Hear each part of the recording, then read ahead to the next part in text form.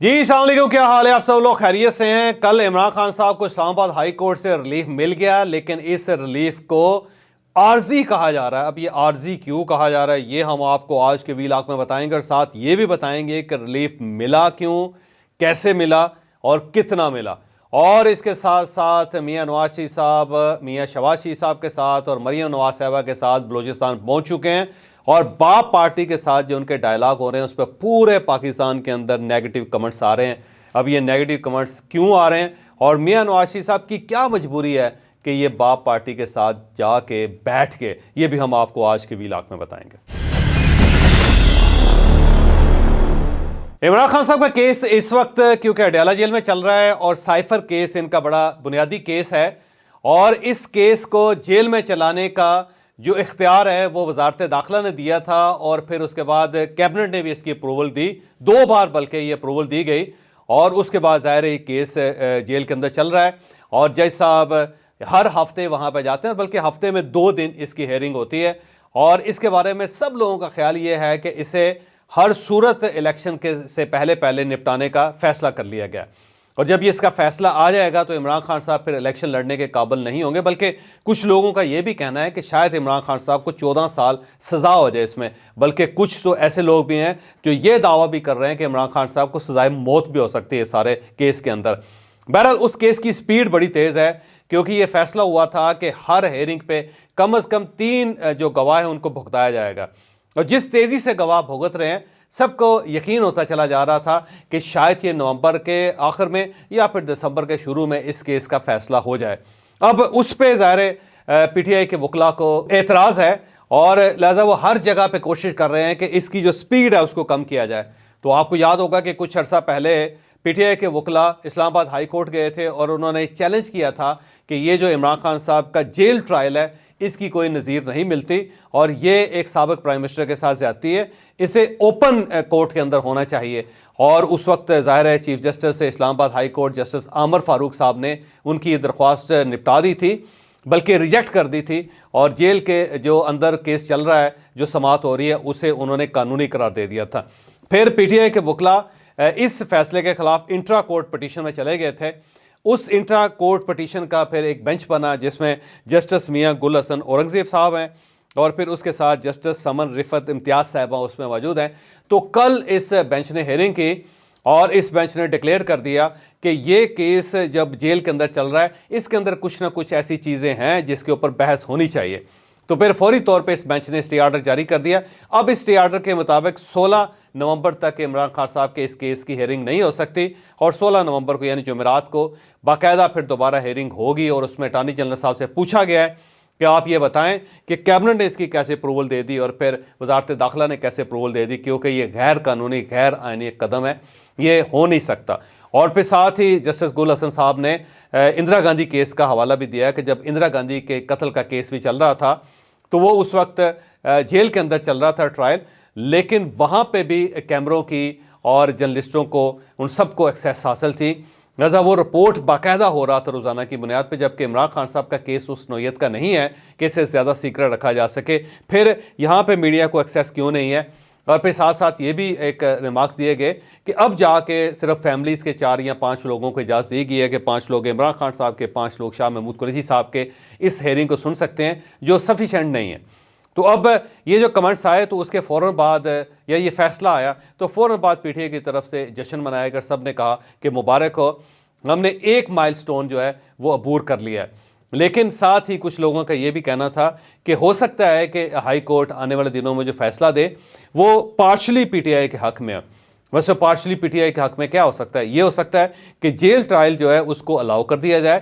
کیونکہ ظاہر attorney general اور اس کے ساتھ ساتھ حکومت پاکستان بہت سارے ثبوت لے کر پیش ہوگی وہاں پہ، اور وہ بتائے گی کہ کیوں یہ فیصلہ کیا گیا، اور ظاہر ہے ان کے پاس کوئی نہ کوئی قانونی راستہ ہوگا جس کی وجہ سے یہ فیصلہ کیا گیا۔ اب جب اٹارنی جنرل صاحب یہ ساری چیزیں لے کر وہاں پہ پیش ہوں گے تو ہو سکتا ہے ہائی کورٹ کے پاس کوئی زیادہ جواز یا زیادہ سپیس نہ ہو، تو ہو سکتا ہے کہ ہائی کورٹ اسے جیل ٹرائل کو یہ جو اپیل ہے اس کو بھی نپٹا دے اور جیل ٹرائل کی اجازت دے دے، لیکن ساتھ ہی اسے اوپن جیل ٹرائل کا نام دے دیا جائے، اور یہ کہا جائے کہ آپ جیل کے اندر کر لیں،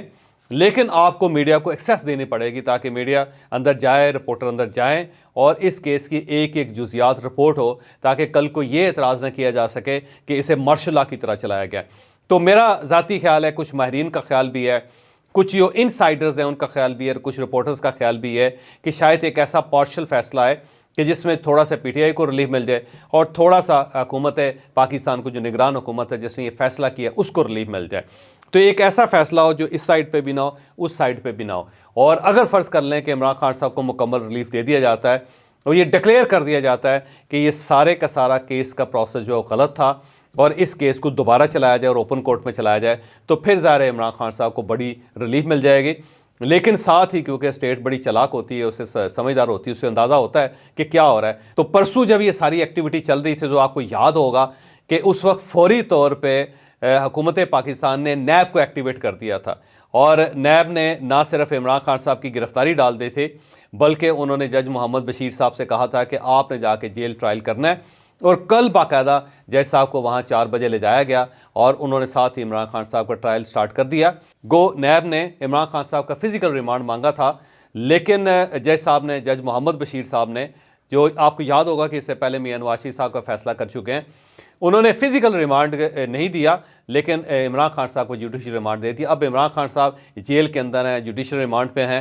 اور ساتھ ہی نیب سے یہ کہا گیا کہ آپ نے انویسٹیگیشن مکمل کرنی ہے۔ تو نیب نے کل سے ہی انویسٹیگیشن سٹارٹ کر دی ہے۔ اب یہ نیب کا کیس کون سا ہے؟ یہ 190 ملین پاؤنڈ کا کیس ہے،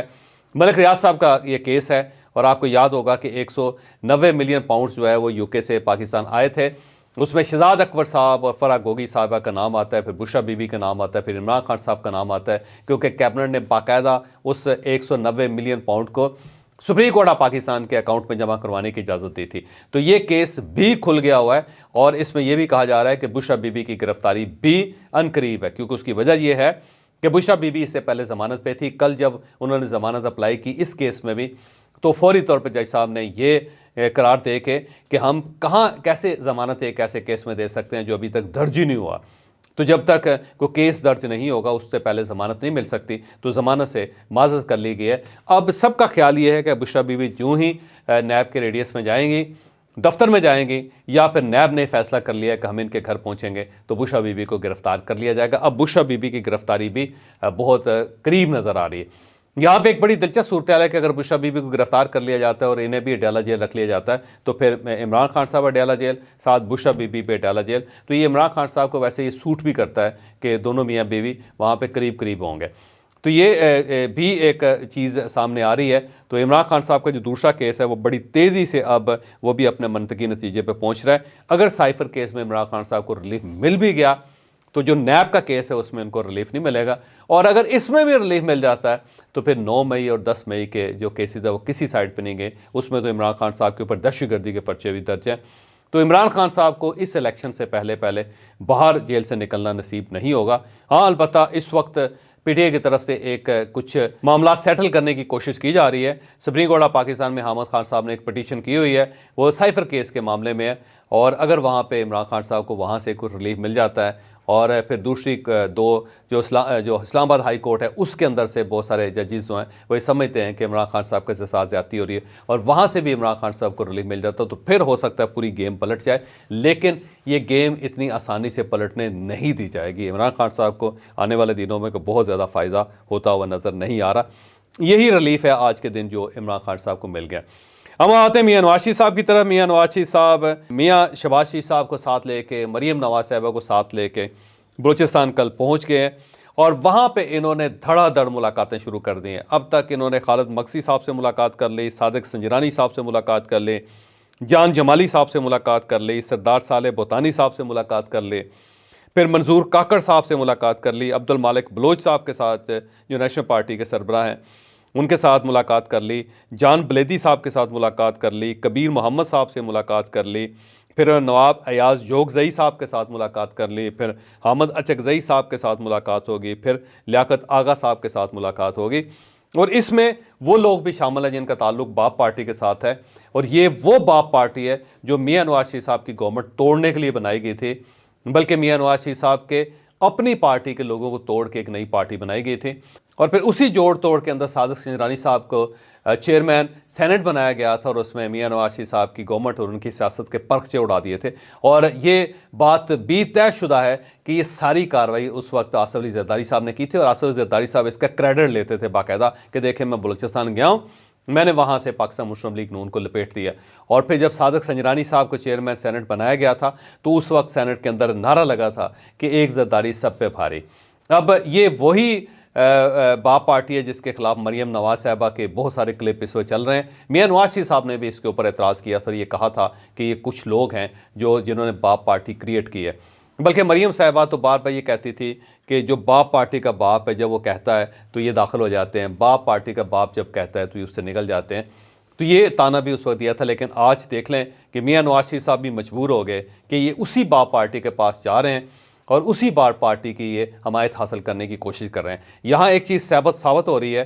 بلکہ پاکستان کی ہسٹری کا اگر انالیسس کیا جائے تو یہ چیز ثابت ہوتی ہے کہ پاکستان میں جب بھی کوئی پولیٹیکل تبدیلی آتی ہے تو وہ ہمیشہ بلوچستان سے سٹارٹ ہوتی ہے۔